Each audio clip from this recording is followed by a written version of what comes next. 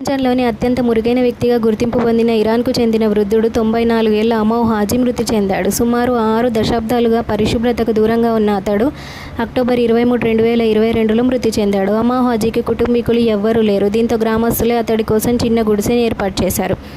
అయితే హాజీకి స్నానం అంటే పరమ అసహ్యం. కనీసం సబ్బుతో ముఖం, కాళ్ళు, చేతులు కడుక్కున్న దాఖలాలు లేవు.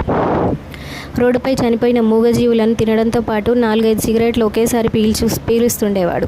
జంతువుల మలమూత్ర విసర్జనను గొట్టంలో నింపి దాన్ని పొగపట్టడంతో హాజీ ఆనందం పొందేవాడు. పరిశుభ్రంగా ఉంటే అనారోగ్యాన్ని బారిన పడతారనే భయంతో అతడు 60 ఏళ్ల స్నానానికి దూరంగా ఉండిపోయినట్టు తెలిసింది.